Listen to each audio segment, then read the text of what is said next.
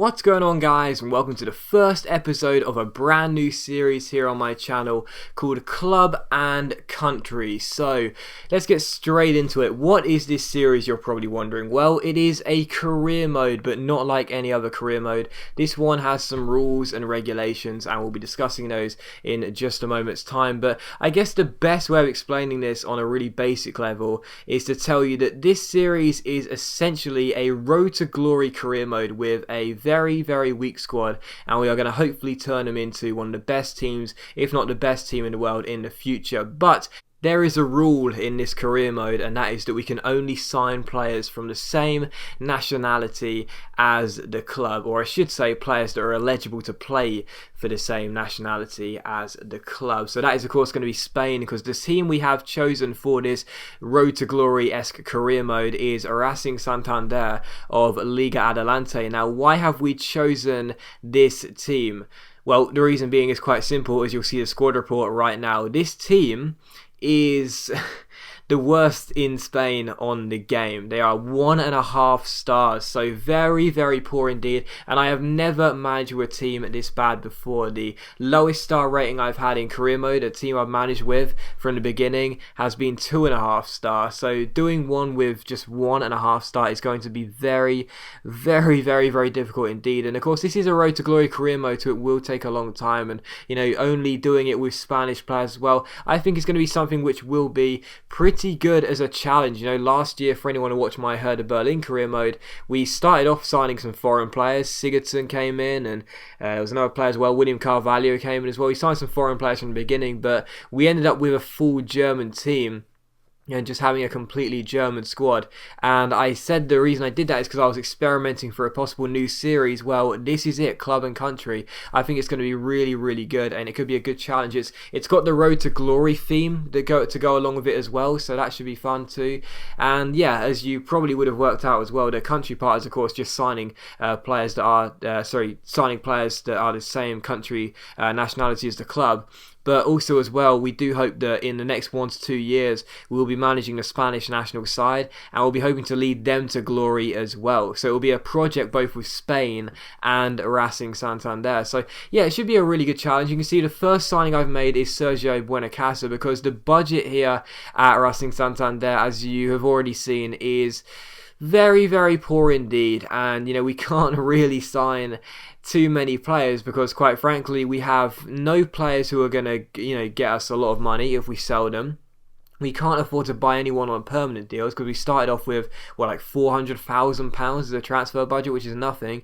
So we won't be able to sign anyone on permanent deals. We're going to be relying on loans for the first season, and loans alone because I went into the free agents list and I noticed there are no Spanish free agents whatsoever.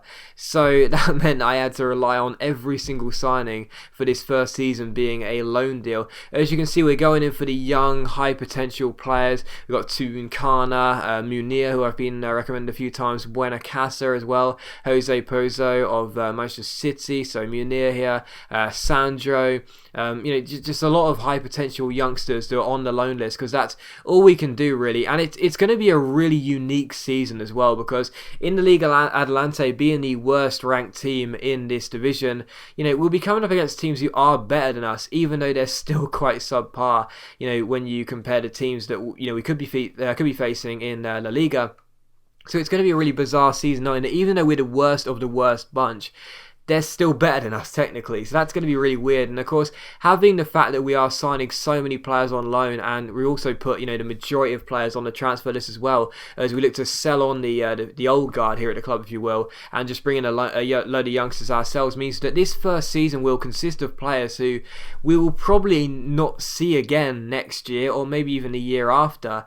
Because unless they come back on loan, we still probably won't be able to afford them, because clubs in career mode are a bit more intelligent this year when it comes to selling players. Maybe not when you inquire about loan players, but for the young players they have in their clubs, usually they won't sell them if they haven't got the glitch, obviously, where you can just inquire and get them for a really low amount.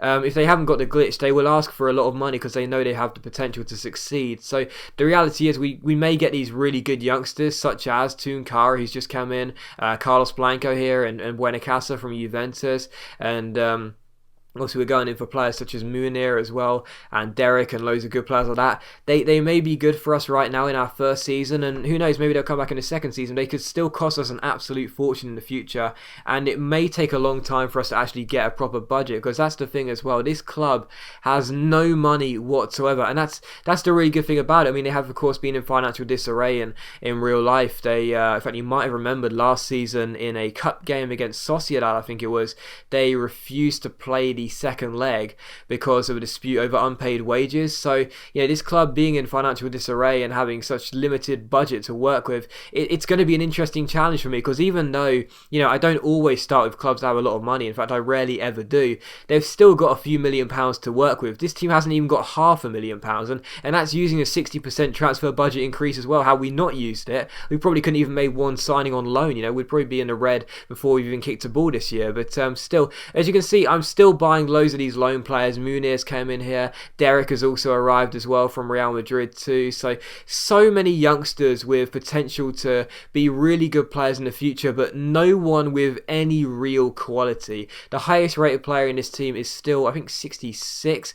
So it's very, very subpar. But I really am looking forward to the challenge. I really am. Haven't really set myself too many challenges in career mode which aren't achievable with A, a lot of money, or B, a good starting squad. This is definitely going to be the most difficult project, the most difficult challenge, the most difficult career mode I have done so far, and probably will do for at least a long period of time, because to take a 1.5-star team to hopefully, touch wood, in an extensive period of time, the best side in the world, to take us a side who have no money to being one of the most financially well-off clubs in the world, which hopefully we'll do as our stature continues to improve. It's going to be a really difficult ask for us, and I do believe it will be one of my toughest challenges on career mode, and I'm really looking forward to it. What can I say? But of course, just signing those Spanish players as well could be a really nice addition and a really nice limitation for us, because having a nice limitation doesn't seem to make sense, but to make it more interesting, to make it more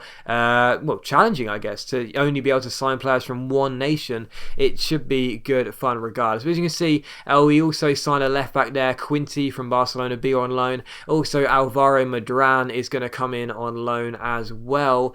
So yeah, it's beginning to not look a lot like Christmas, but it's beginning to develop quite nicely here.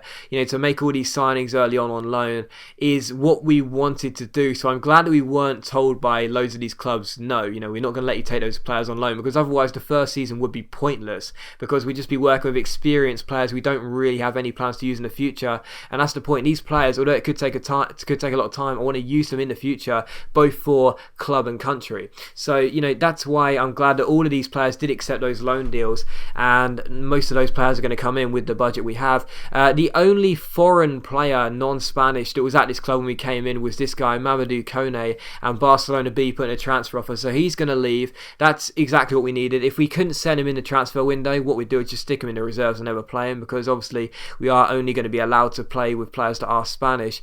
And yeah, it's going to be a really difficult challenge, as I just said there, but I'm looking forward to it, I really am. And of course, with this young team as well, it should be interesting for you guys to watch it, and sit there and see these guys in their early days, those players I mentioned, Buenacasa, Madran, Quinty, Munir, whoever else we've signed at right now. I've lost track of the amount of players who have come in. It'll be interesting for you guys to see that, because they're so young. You could see them possibly propping up later on in the future as well in this career mode, and seeing whether they'll be good enough for both club and country. And yeah, it should be good. But Kone did go to Barcelona B there for 250 grand. We then play our final pre-season friendly. We lost the first one, we drew the second one. Our third one was against Newport County, and I was like, I'm pretty sure they're a 1-star team on this game. If we can't beat Newport County, I'm going to be very, very nervous for the rest of the season. And as you'll see, despite taking the lead, making it 2-1, we did surrender that lead and finish as a 2-2 draw. So we didn't win a single game in pre-season, which I guess was to be expected, to be fair. But even so, pre-season was not about the games we'll be playing. Pre-season was all about bringing in those players in on loan and trying to get ourselves a team of good young players who, we're going to be a feeder club this year. Like, there's no players that can arrive on permanent deals this year, or seemingly no players can arrive on permanent deals, because we don't have the money to pay them. But we're going to be like a feeder club for Barcelona and Real Madrid, and I think we've got a player from Sevilla on loan, I can't remember now. But still, we're going to be a feeder club for so many of these these teams, and we'll have to wait and see how those youngsters get on. Hopefully we can prize them away from those big clubs one day, because we will hopefully be a bigger club. But still, we put in an inquiry for Hector Bellerin. The reason being is because in my career mode with West Bromwich Albion, we signed him for a ridiculously cheap fee after we inquired, and Arsenal barely wanted anything. They only wanted £90,000 for Hector Bellerin, which, okay, he may not be too valuable at 61 overall, but as we put in a bit of 50 grand even, I'm really hopeful they will say yes to that, and we might actually be able to sign a permanent player after all with this team. But for the most part, as you can see, the players that are coming in are all on loan. Sandro becomes the latest and the last before the first game of the season. The Barcelona striker there looks relatively decent, and as you can see, the media have tipped us to finish in 20th place, so obviously they think we are probably going to be one of the worst clubs of the division this season. Of course, 22 teams in Liga Adelante, as Arsenal accept a 50 grand deal for Hector Bellerin, which is very nice indeed. Unfortunately, declined his contract. We'll offer him a new one. Hopefully he'll come in the near future. It's obviously going to be a season where, because we are still one of the lowest rated clubs in this division, if not still the lowest rated club, there's no way of telling nowadays, is there, to tell your star rating as the career mode goes on, or at least I don't think so. It's no real surprise that the media think we'll be right down the bottom, but I personally don't agree with that. I really don't. I think with my ability at the game, on its own, which is obviously the most important factor, and the fact we've got good young talent in very decent areas, I think personally we can be fighting for promotion. Now, I know that sounds a little bit too optimistic considering what the media said and considering how poor our squad is. I mean, you're looking at it now, there's as many 50s as they are 60s in terms of overall, which is never good, is it? But I still believe personally with those young players that they are going to be hungry for success, if you will, and we can play on that and try and motivate ourselves to get promoted in the first division and get them back on loan. I really do believe this team has the talent to do so, and yeah, it's not great, but I still believe it's nowhere near as bad as the media seem to think. And with those key players, like I said, I think Munir could be a great signing on loan, Sandro as well, Jose Pozzo down the left hand side too, Madran as a holding mid. This could be a really awesome team to watch, and as you've seen by the squad, I am probably going to be lining up with this 4-1-2-1-2 diamond wide, if you will, for the foreseeable future in this season, because I think that's the best way to get the best players in. And you would have seen by the team I've picked as well, the experienced players, there are still some good experienced players here, although not too many of them. Some players in the mid to high 60s who are in their 30s or close to 30. I'm not going to play them, or not on many occasions regardless, because it's more about developing young players for the future in this series, and therefore those experienced players wouldn't really feel the need to play them anyway, even if they're quite good, because we're thinking about Spain in the future as well, which will be an important component of this series. But still, for the first game of the new series, we take on Real Zaragoza here in the Liga Adelante, and I was really excited for this, but I knew it would be a difficult game because I think they will be one of the stronger teams in the division, and they did have the first chance of the game as well, but the shot was well saved by Raul Fernandez. And as we went on the break here, Munir collects it, Roulette's past his man and plays a great ball into Sandro. Sandro fake shots around his man and shoots, but it's another good save, this time by our opponent's goalkeeper, and it's still 0-0. So fast start to this game, which is what we like to see, but still scoreless as things stood. And in the 26th minute here, we get the ball on the ground here, Blanco finding Orfila, down towards Moreno down this right hand side, takes on his man and beats him with a fake shot here. He's waiting for a runner, he finds Munir. Munir plays it back to Moreno, takes on Rico, beats him for pace, crosses the ball in. Buenacasa misses the header, but Real Zaragoza failed to deal with it, and it falls to Sandro, and Sandro makes it 1-0. So we have an absolutely perfect start here. 28 minutes into the new season, and we take the lead against Real Zaragoza, and we know it's going to be a really difficult year. We know that getting promoted, although far-fetched, is achievable, but still a very difficult objective for us. It's great to get off to the perfect start, and that will fill us with a lot of confidence. Just a few minutes later, Sandro's on the ball again down the right hand side. The goal scorer takes on Mario here. He beats him for pace, keeps on going. Really good opportunities. He puts him on the floor, gets himself inside the box, crosses the ball in, and Buenacasa dives into the far post, and a man on loan from Juventus makes it Racing Santander 2, Real Zaragoza 1.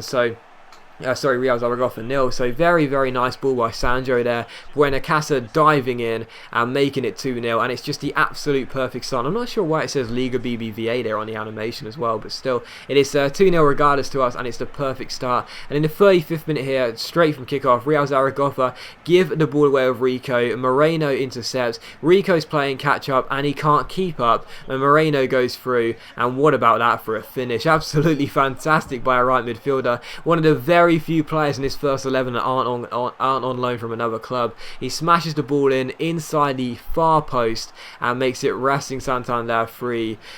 Real Zaragoza 0. So there's no way back surely now for Zaragoza. Fantastic goal by Moreno, and we've completed, we scored 3 goals in the space of 8 in-game minutes, and we've just basically turned this game in our favour massively. We couldn't see the away side get themselves back into the game. However, they would grab themselves a goal just 3.5 minutes after the restart. They came forward there, smashed the ball in off the post and made it 3-1. So Real Zaragoza back in the game, but the reality is the second half was very, very poor indeed, because they didn't get themselves as many chances as they needed, and really the only other chance in the second half fell here as Tunkara off the bench came forward here, rolled it through towards Buenacasa, who scored a fantastic goal to make it 4-1, but it was disallowed for offside, and in the end correctly so. But we won the game by 3-1. It's the perfect start to what will be a very, very long project and a very difficult one as well, but this is exactly what we needed. A brilliant, bright, fast start, very encouraging one, and he's hoping for more games like that in the future with both Racing Santander and Spain